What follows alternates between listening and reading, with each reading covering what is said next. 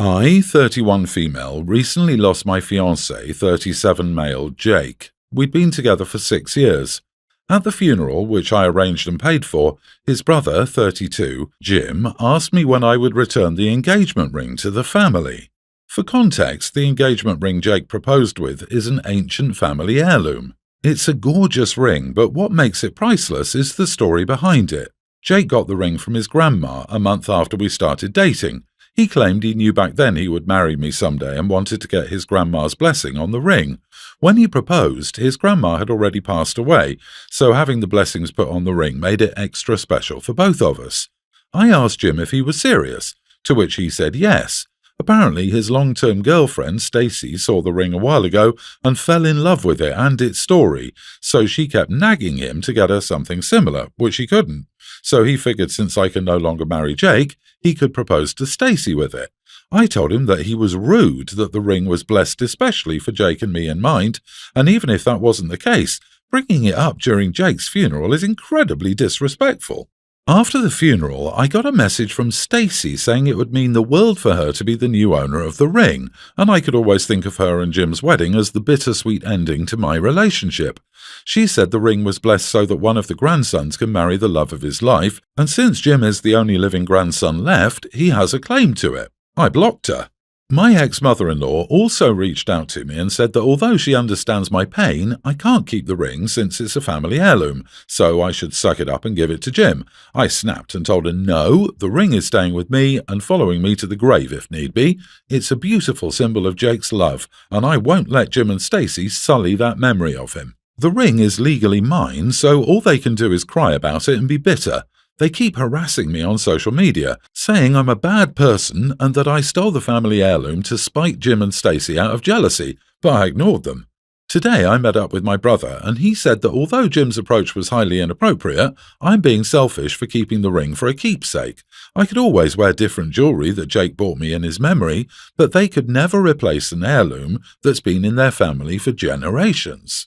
I'm now back home and I can't stop thinking about it. Up until this point, I was sure I did everything right, but maybe I'm just being blinded by my grief. A friend suggested I ask for an objective opinion and recommend this place. So, am I the idiot?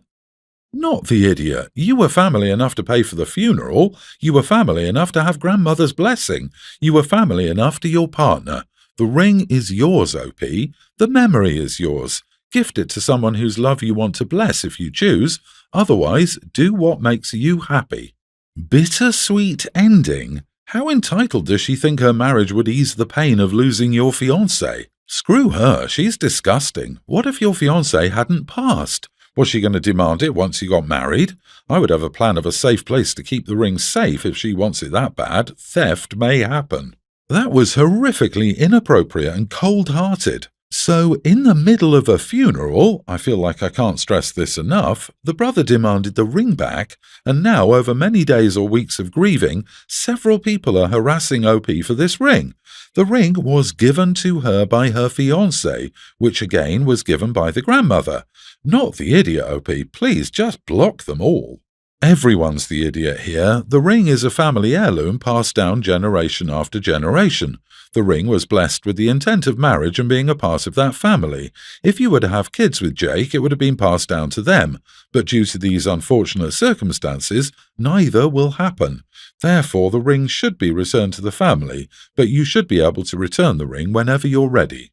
They don't want it back because it's a family heirloom. They want it back because Stacy is shallow and Jim can't spend the money. If he could buy the same ring, they wouldn't care, but are using the family nonsense to manipulate you. Tacky and disgusting. I can't possibly imagine asking someone who lost their husband for the engagement ring back. I, 44 male, have been with my wife for 12 years, married for 6. We have 3 beautiful kids. We support our kids. We live in our dream home. We vacation often. Life is good for us. I have no complaints. The problem is, when I was in college, I was 19, a classmate of mine and her wife approached me about being a donor for her and her wife. They were both in their late 20s and wanted to have children, so I agreed. I told my parents about it, so lawyers were involved, and I was not to seek them out or try to contact them or the kids. Everyone was on the same page. Eventually, I found out they both were able to get pregnant. Everything was done in a clinic. A few months later, I signed some more papers at the lawyer's office. I never heard anything else. They moved on. I moved on. When visiting my parents, my wife and I ran into this family. Their son looks exactly like me, to the point where it was uncomfortable. Their daughter looks like my sister. They introduced us. It was awkward but pleasant. My wife was completely blindsided, but I understand. I never brought it up with my wife because fertility was a huge trigger for her when we started dating, because she was told she would never have kids. But then we started popping out babies, so I never felt the need to bring this up because I could legally never be involved with these kids. Like, ever. She's threatening divorce. She's really struggling with the fact that our kids have siblings. I tried to tell her that they don't.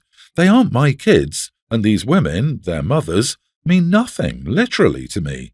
I went years without even giving them a thought. In hindsight, I could have, but I really was trying not to trigger a very sensitive issue for her, and we eventually have beautiful children of our own. So I feel like an idiot. What the heck? You're not an idiot, but your communication sucks, my dude. LMAO, yeah, I'd tear you a new one for pulling this stunt too. This could have definitely not been an issue if you had taken 5 minutes conversation 12 years ago. You are the idiot. Never mentioning it. Did you date for a second and then start trying to have kids? You're wrong for not being open about this with your wife. Now she'll be wondering what else is a lie and if you've withheld anything else from her. You have serious work to do if you want to rebuild her trust in you, and turning this into her problem, I was trying to protect you, instead of simply acknowledging you made a mistake, is a great way to wind up divorced. No idiots here. This is a tough one. Legally, you don't have kids, just like most donors don't. But I'm not surprised that your wife is shocked and hurt that she found out by being blindsided. It also makes sense that you wouldn't have wanted to bring it up since fertility talks triggered her. You were well-intentioned, but she's entitled to her feelings on this. Hopefully, some therapy will help. You are the idiot. Your kids do have siblings. Can you imagine if one of those kids and one of your kids started dating? Besides, you never thought that someday they'd come knocking at your door to get to know their biological father? You made decisions without thinking about the consequences on everybody around you. I, male 26, was put in a new position in the company that requires me to go out with other co-workers to meet up with clients on locations. So we have this co-worker, Nancy, the team's newest member. She keeps to herself and doesn't talk much besides the work stuff. Yesterday we were out working, and Nancy arrived 10 minutes later, said her son was sick and that's why she was late. She didn't want to eat on lunch break, and she didn't bring anything, so we invited her and offered some snacks. I noticed that she had her sunglasses on the entire time. Yes, we were outside, but she never took them off.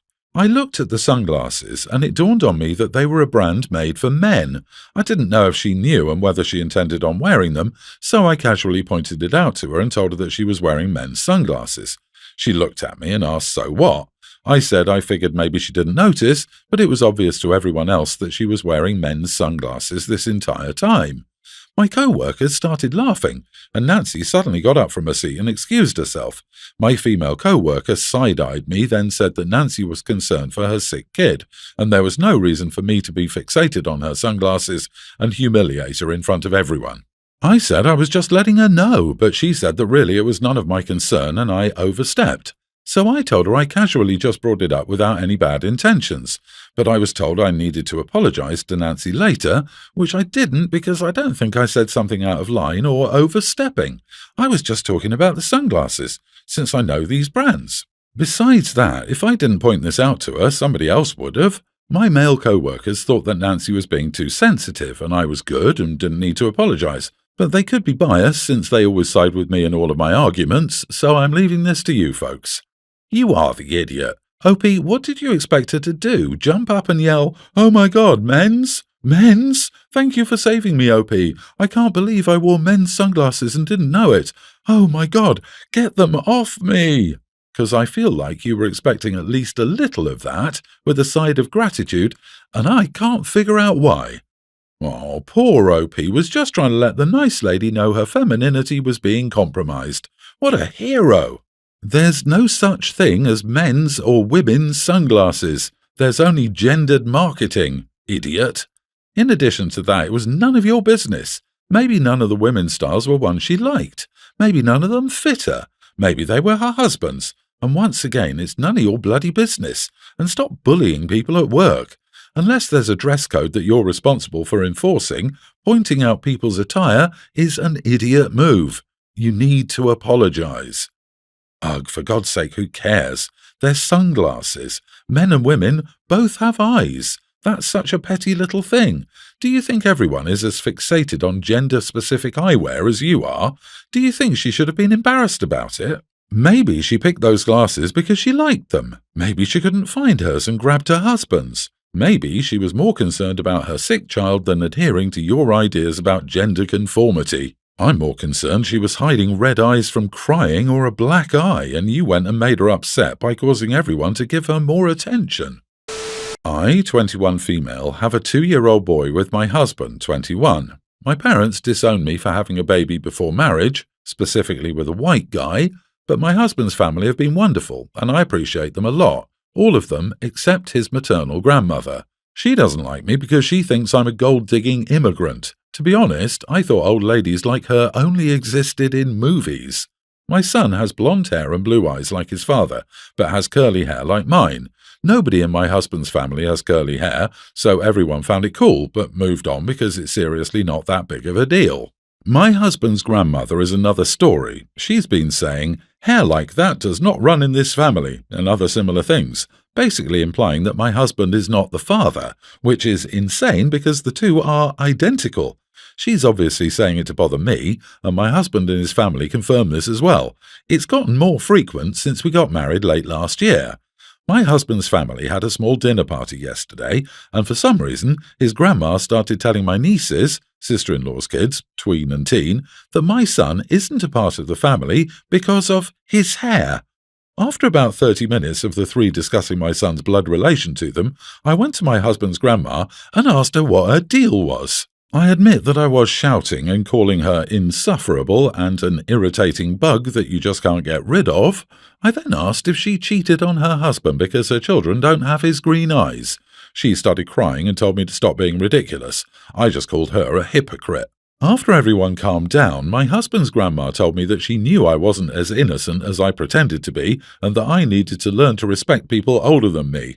Her husband agreed and said that he's never had an issue with me, but I went too far today, especially since I'm aware that his wife has health problems. My husband, his sisters and father say I did well, but his mother is begging me to apologize because her mother is very ill and old and doesn't know any better. It's only an apology, and I don't even have to mean it is what she's saying, but I can't. Maybe I'm being oversensitive, like she said. Am I the idiot?